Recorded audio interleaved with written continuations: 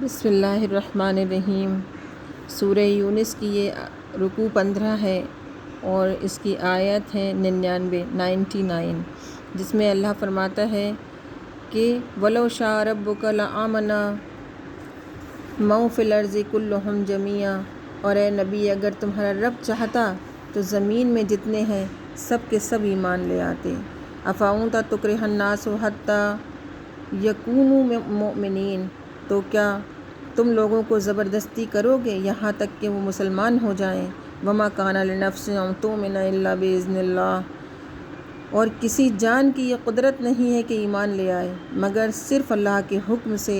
وَيَجْعَلُ الرِّجْسَ عَلَى الَّذِينَ لَا يَعْقِلُونَ، اور عذاب صرف انہی لوگوں پر ڈالنا ہے کہ جنہیں عقل نہیں، یا جو لوگ اپنی عقل کو جھکاتے نہیں اللہ کی طرف، اللہ کی طرف جھکنے میں اپنی عقل کو استعمال نہیں کرتے۔ اور اے لوگوں قُلْ انظُرُوا مَاذَا فِي السَّمَاوَاتِ وَالْأَرْضِ، اے نبی تم فرماؤ ان لوگوں سے کہ دیکھو آسمان اور زمین میں کیا ہے۔ وَمَا تُغْنِ الْآيَاتُ وَالنُّذُرُ عَلَىٰ قَوْمٍ لَا يُؤْمِنُونَ، اور آیتیں اور رسول انہیں کچھ نہیں دیتے جن کے نصیب میں ایمان نہیں۔ وَهَلْ يَنتَظِرُونَ إِلَّا مِثْلَ أَيَّامِ الَّذِينَ خَلَوْا مِن قَبْلِهِمْ، تو انہیں کس چیز کا انتظار ہے نبی جو لوگ انکار کرنے والے ہیں اس کہ کیا یہ لوگ یہ چاہتے ہیں کہ جس طرح سے پچھلی قوموں پر عذاب آیا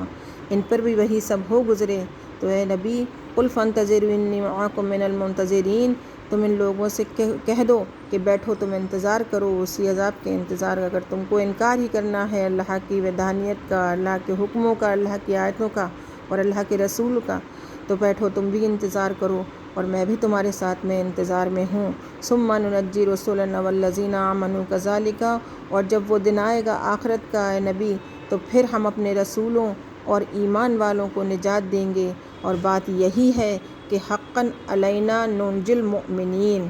اللہ کا حکم ہے کہ ہم نے اپنے اوپر اس چیز کو حق کر لیا ہے کہ ہم مومنین کو یعنی مسلمان مسلل ایمان کو نجات دینا ہمارے لیے ہمارے کرم پر ہے، ہمارے اوپر حق ہے مسلمانوں کو اور مومنین کو نجات دینا۔ قُلْ يَا أَيُّهَا النَّاسُ إِن كُنتُمْ فِي شَكٍّ مِّن دِينِي فَلَا أَعْبُدَ الَّذِينَ، اے نبی ان لوگوں سے فرما دو کہ اے لوگو اگر تم میرے دین کی طرف سے کسی شبہ میں ہو، کسی شک میں ہو تو میں اسے نہیں پوجوں گا جس کو تم پوجتے ہو اور جس کو تم اللہ کو چھوڑ کر پوجتے ہو یا اللہ کے ساتھ ملا کر کے پوجتے ہو۔ وَلَٰكِنْ أَعْبُدُ الَّذِي يَتَوَفَّاكُمْ، ہاں اس اللہ کو میں پوجتا ہوں جو تمہاری جان نکالے گا۔ وَأُمِرْتُ أَنْ أَكُونَ مِنَ الْمُؤْمِنِينَ، اور مجھے حکم ہے کہ میں ایمان والوں میں ہوں۔ وَأَنْ أَقِمْ وَجْهَكَ لِلدِّينِ حَنِيفًا، اور یہ میرے لیے حکم ہے اللہ کا کہ میں اپنا منہ جو دین کے لیے سیدھا رکھوں اور سب سے الگ ہو کر۔ فَلَا تَكُونَنَّ مِنَ الْمُشْرِكِينَ، اور اللہ کا حکم ہے کہ اے نبی اے رسول ہرگز شرک والوں میں نہ ہونا۔ وَلَا تَدْعُ مِن دُونِ اللَّهِ مَا لَا يَنفَعُكَ وَلَا يَضُرُّكَ، اور اللہ کے سوا اس کی بندگی نہ کرنا کہ مَا لَا يَنفَعُكَ وَلَا يَضُرُّكَ، جو نہ تیرا بھلا کر سکے، وَلَا يَضُرُّكَ، اور نہ کچھ برا کر سکے۔ فَإِن فَعَلْتَ فَإِنَّكَ إِذًا مِّنَ الظَّالِمِينَ، اگر اے نبی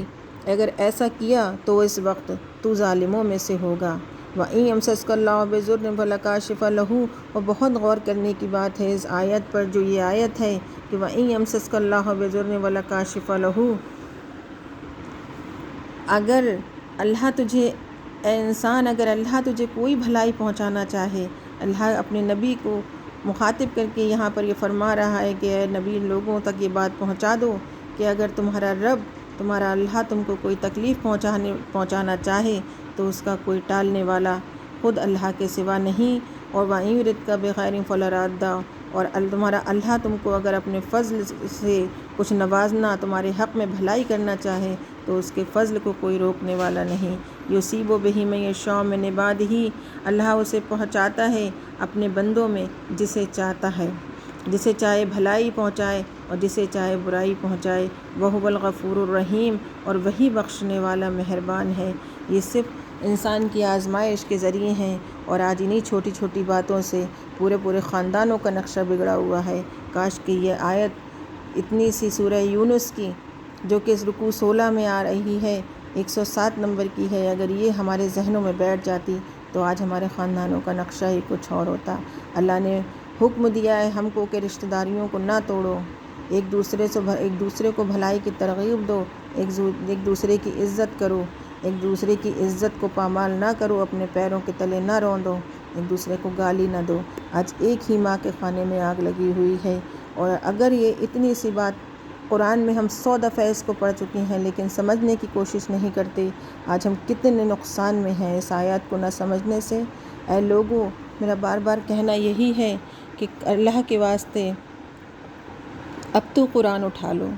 اب تو قرآن کو کھول کر دیکھو اور سمجھنے کی کوشش کرو۔ یہ ایک ایک آیت ہم پر اتنی بھاری گزرے گی جس کو ہم 100 اور 200 مرتبہ پڑھ چکے ہیں،